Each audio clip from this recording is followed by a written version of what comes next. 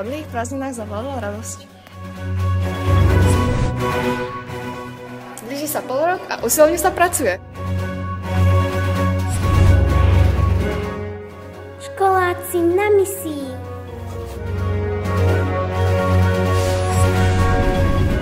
Stážistky z Indonézie a Ukrajiny očarili nielen chalmov. Volejbalistky postúpili do finále. 8. januára sa opäť otvorili brány školy a po nekonečných prázdninách sa deti úprimne tešili do školy.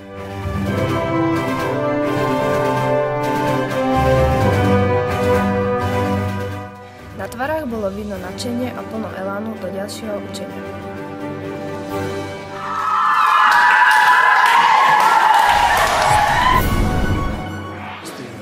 Úvodné nadšenie zmenili žiaci za dôkladnú prípravu na hodiny. Na dennom poriadku boli písomky a skúšanie. Na všetko však boli žiaci pripravení. Učenie bolo na prvom mieste a všetko ostatné išlo bokom. Spýtali sme sa nášho DJ-a, či má čas na rádio.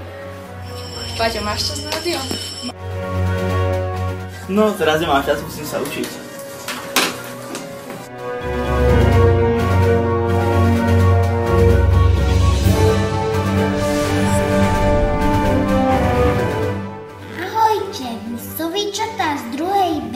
Boli pozrieť lienky, včeličky a tuším aj mravčekov v škôlke na Lodnej.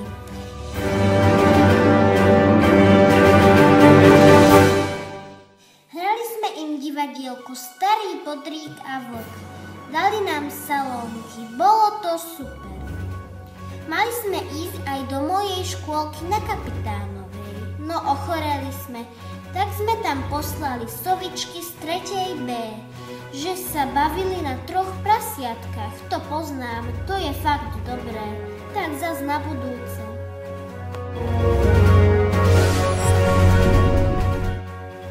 V posledných januárových dňoch sme na našej škole hostili vysokoškoláčky z Indonézie a Ukrajiny. Farah a Olga celý týždeň overovali na hodinách angličtiny našu odvahu a zdatnosť komunikovať. Ich milý a bezprostredný prístup pomohol prekonať prvotné rozpaky a naši spolužiaci na hodinách prevetrali svoje znalosti. Zapájali sme sa do rôznych aktivít, konverzovali a budovali svoje sebavedomie a sebaistotu. Okrem toho sme sa dozvedeli veľa informácií o exotických miestach priamo z prvej ruky. Farah sa nám dokonca zdôverila, že sneh videla u nás poprvýkrát live. Rodiny našich spolužiakov sa postarali o ubytovanie a bohatý sprievodný program, za čo im patrí veľká vďaka. Did you like our school? Yes, really. They have been very good.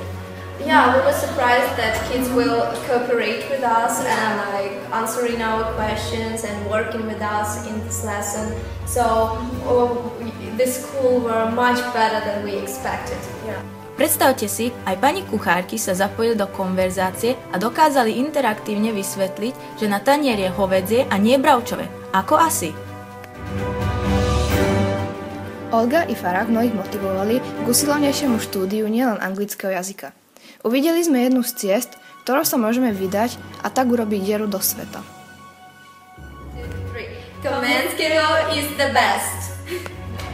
Oh my God.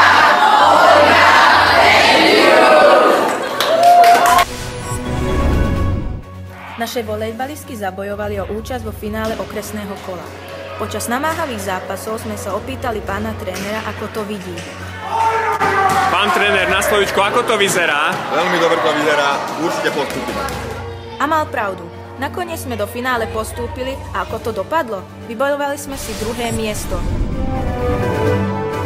A čo ďalej? Poďme sa spýtať riaditeľky, čo nám žala do nového roka. Do nového roku?